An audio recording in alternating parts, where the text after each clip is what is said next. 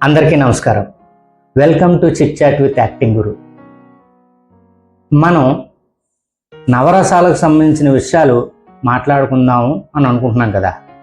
అయితే నవరసాల గురించి తెలుసుకోవడానికి ముందు భరతుడు నాట్యశాస్త్రంలో ఈ రసోత్పత్తి గురించి, రసాల గురించి ఏ విషయాలు మాట్లాడాడన్న విషయాలు ఒక నటుడిగా బేసిక్ అండర్స్టాండింగ్ కోసం ఇప్పుడు ఈ వీడియో చేస్తున్నాను.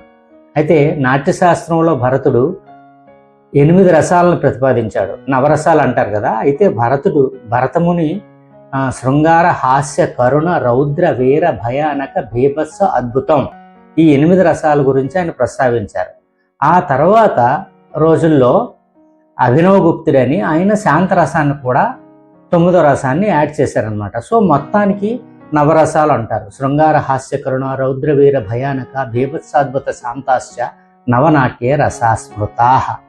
అదే నటుడు నవరసాలని అర్థం చేసుకోవాలి అని అంటే అసలు రసం ఎలా పుడుతుంది, దానికి సంబంధించినటువంటి 5 రకాల సూత్రాలు ఉన్నాయి. అంటే ఒక రసం నటుడు అభినయించాలి అంటే దాని అనుభవాలేంటి, విభావాలేంటి, స్థాయి భావాలేంటి, సంచారీ భావాలు, వ్యభిచారీ భావాలు, వీటన్నిటి గురించి కూలంకషంగా తెలుసుకున్న రోజున మనం ఏ రసాన్నైనా సరే ఒక నటుడిగా మనం నటించడానికి వీలవుతుందన్నమాట.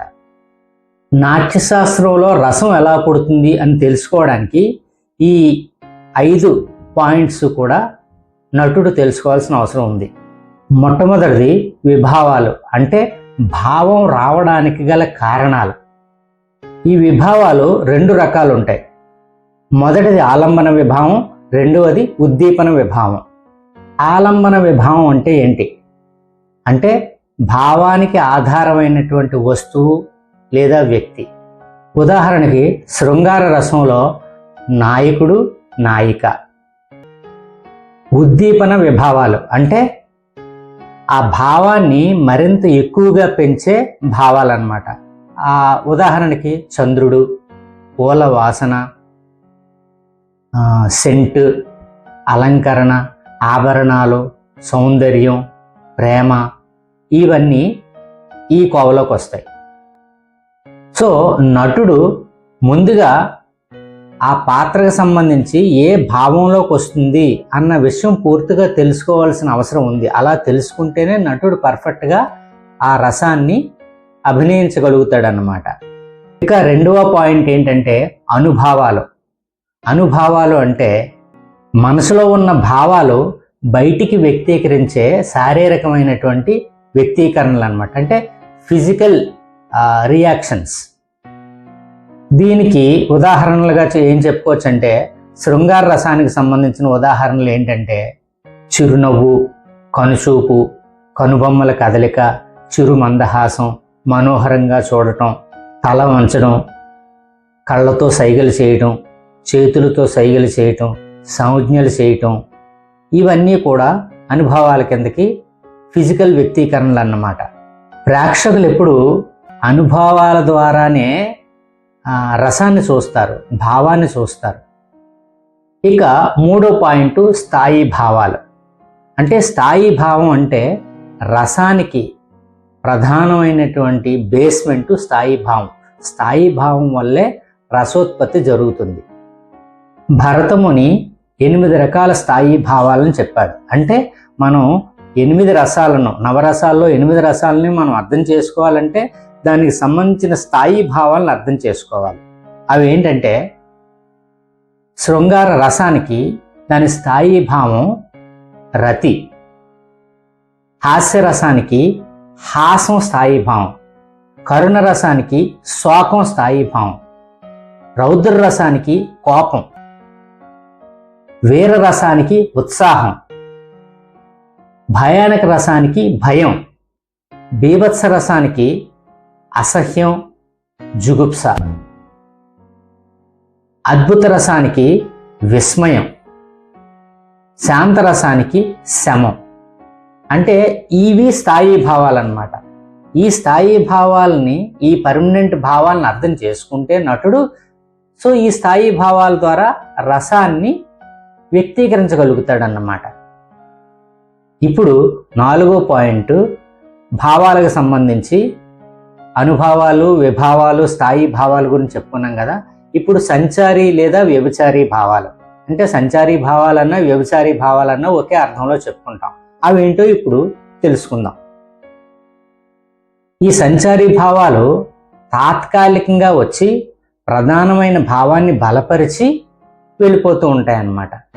అయితే భరతముని ఈ విభావాలు అనేటటువంటివి 33 వరకు ఉంటాయని చెప్పారు. అందులో కొన్ని ఉదాహరణలు ఇప్పుడు మనం తెలుసుకుందాం.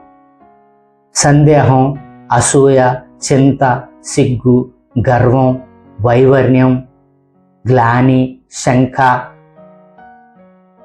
గర్వం, ఆనందం, నిరాశ, ఇలాగా 33 సంచారీ లేక వ్యభిచారీ భావాల గురించి చెప్పారన్నమాట.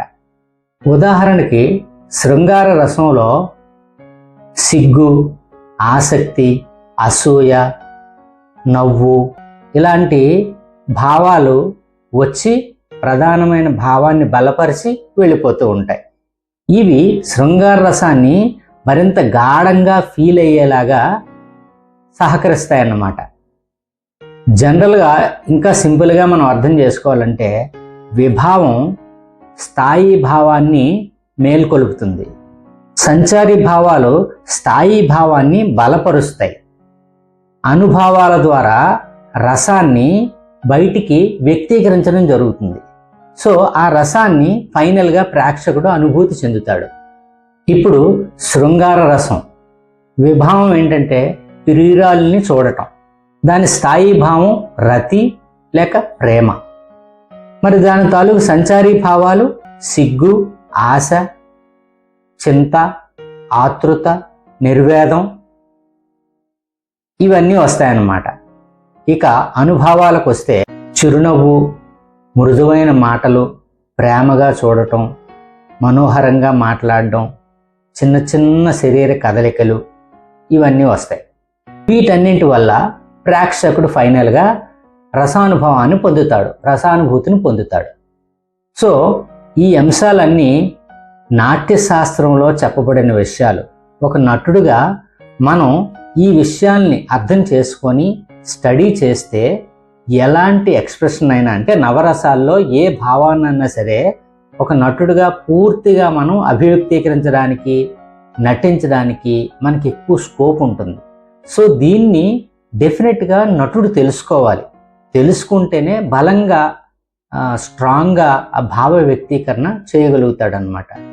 సో ఈ రోజుల్లో నాట్యశాస్త్రాన్ని చదివి అర్థం చేసుకొని దాన్ని ప్రాక్టీస్ చేసేటంతటి సమయము, ఓపిక, ఇంట్రెస్ట్ కూడా ప్రజెంట్ తరానికి ఉండవు అని నా అభిప్రాయం. సో నాకు తెలిసిన మేరకు దానికి సంబంధించిన సూక్ష్మీకరించిన విషయాలన్నీ మీతో షేర్ చేసుకుంటున్నాను.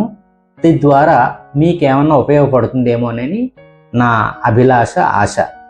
సో ఇంకా ఈ విభావాలు, అనుభవాలు వీటి గురించి డీటెయిల్డ్గా మరో వీడియోలో ఉదాహరణలతో పాటు మరో వీడియోలో చర్చించుకుందాం. అంతవరకు మీ దగ్గర సెలవు తీసుకుంటున్నాను. అందరికీ నమస్కారం. మీ acting guru Raja Rambabu. Thank you.